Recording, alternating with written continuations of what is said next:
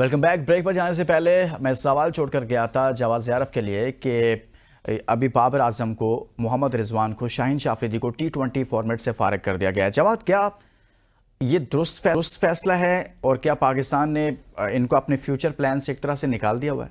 देखिए, मैं आपके T20 के फ्यूचर आपके शो में भी ये पहले भी काफ़ी दफ़ा बात कर चुके हैं। इट्स बिन ईयर्स के मैं ये बात करता जा रहा था कि बाबर और रिजवान आपकी जो सक्सेस रेट था विद देम बीइंग ओपनर वो काफ़ी हाई था। Let's be very honest. आपको स्ट्राइक रेट से प्रॉब्लम था, मुझे भी कुछ हद तक प्रॉब्लम था, दुनिया को बहुत ज़्यादा प्रॉब्लम थी, लेकिन सक्सेस रेट, आपका विन रेशो बहुत बेहतर था when they were working together.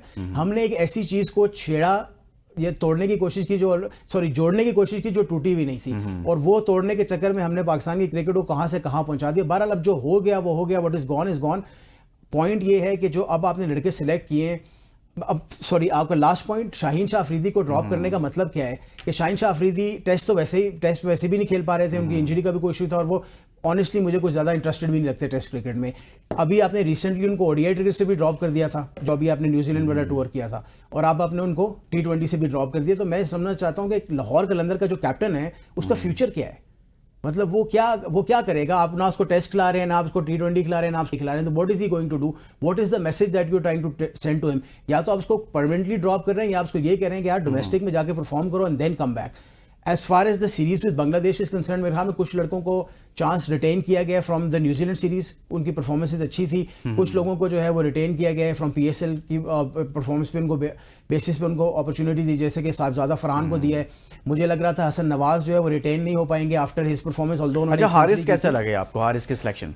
अच्छा, हारिस के साथ मैं I am very confuse. That is he is the only player in this team, in this setup, जिससे मैं बहुत कंफ्यूज हूँ।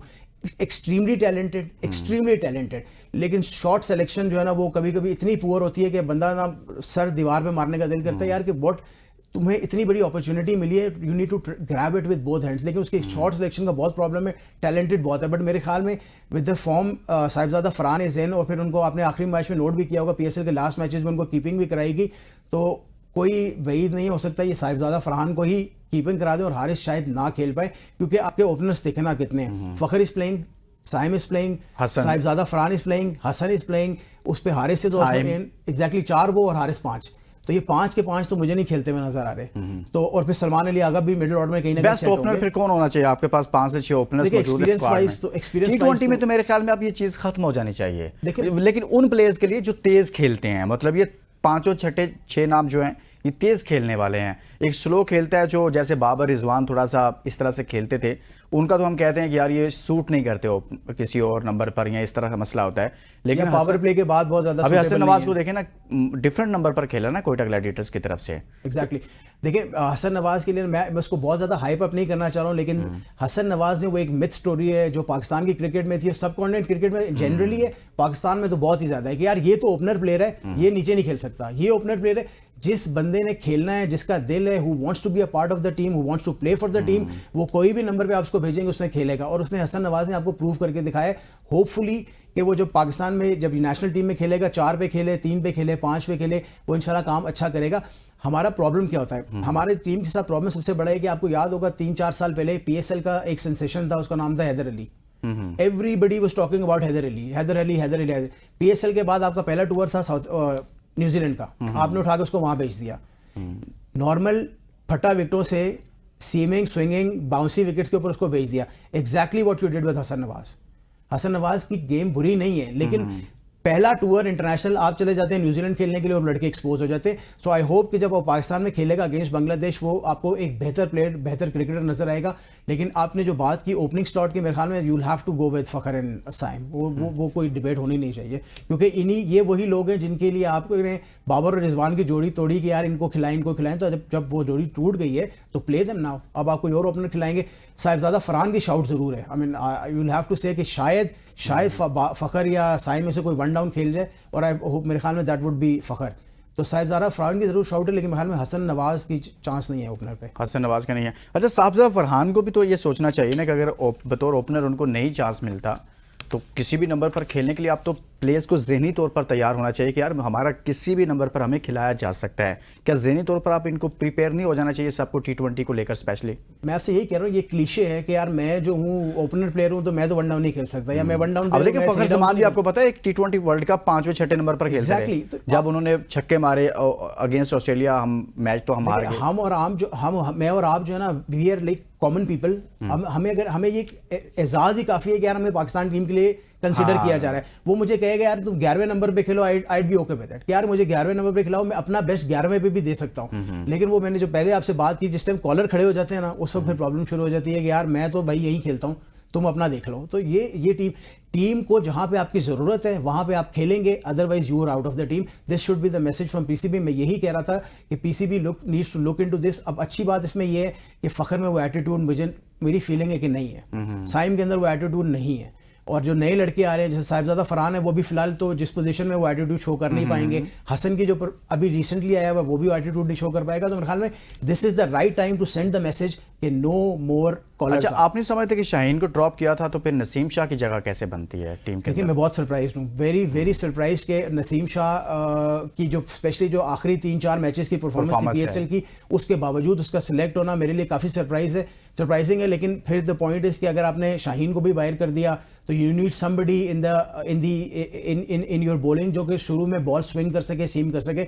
नसीम का जो बेसिक इशू आ रहा है वो उसके अप टॉप ओवर्स का नहीं आ रहा, उसके डेथ ओवर्स का आ रहा है। तो वो अब मेरे ख्याल में उस चीज़ को कंसिडर करते हुए उन्होंने नसीम को रखा। और फिर नसीम का second factor is his pace as well, और third factor is his age as well. He is not, मतलब वो 18, 19, 20 whatever it he is, मेरे ख्याल में अभी is not the right time to punish him for something. उसको थोड़ा खिलाना चाहिए, और जब उसको स्पेयर हेड की जिम्मेदारी देंगे तब आपको स्याह और सफ़ेद सब पता चल जाएगा, जब उसको मौका दिया जाएगा। हारिस रऊफ को स्क्वाड में बरकरार रखा, आप समझते हैं T20 में उनकी ठीक selection? That is the only place he can बोल। आपको पता ही लुकमान भी जब 2023 में तो इंडिया में वर्ल्ड कप हुआ था, तो मैंने और हमने, हसनैन भाई थे, आप थे, हमने यही बात की थी कि हारिस रऊफ का पेस बहुत अच्छा है लेकिन फटा विकेट के ऊपर वो मार भी खा सकता है।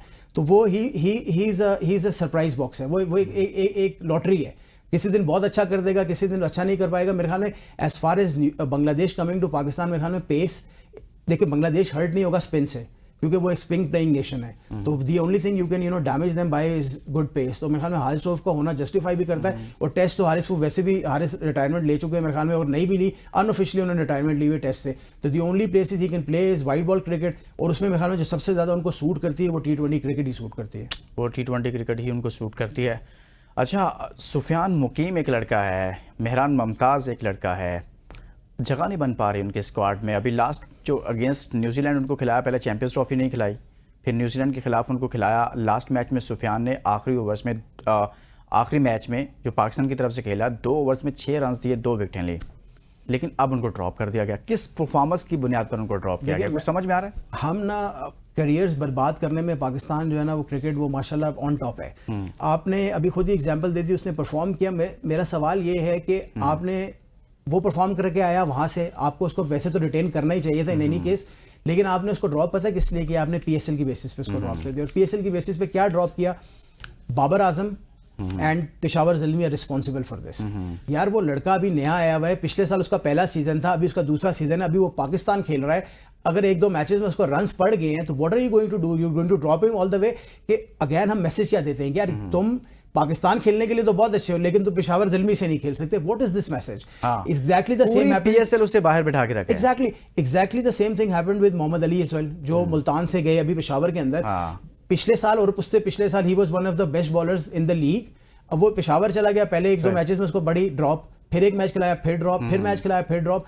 यार इस तरह आप लोगों के करियर तबाह कर रहे हैं। Sufiyan Pakistan cricket, so sorry, लेकिन सुफियान मुकीम के साथ बहुत शदीद ज्यादती है, बहुत शदीद ज्यादती हो रही है पाकिस्तान में कुछ प्लेयर्स के साथ। बहुत बहुत शुक्रिया जवाद आपका। वेलकम। हमने पाकिस्तान क्रिकेट के हवाले से PSL अपने अख्ताम को पहुंच चुकी है, लेकिन अब पाकिस्तान का अगला मार्का है अगेंस्ट बांग्लादेश सीरीज पाकिस्तान में। उसका आगाज़ हो रहा है 28 तारीख से। 3 T20 मैचेस खेले जाएंगे। पाकिस्तान अपने स्क्वाड का, अपने कोच का, अपने साथ में स्टाफ का ऐलान कर दिया हुआ है। इजाज़त दीजिए, अपना बहुत सारा ख्याल रखिएगा। अल्लाह हाफ़िज़।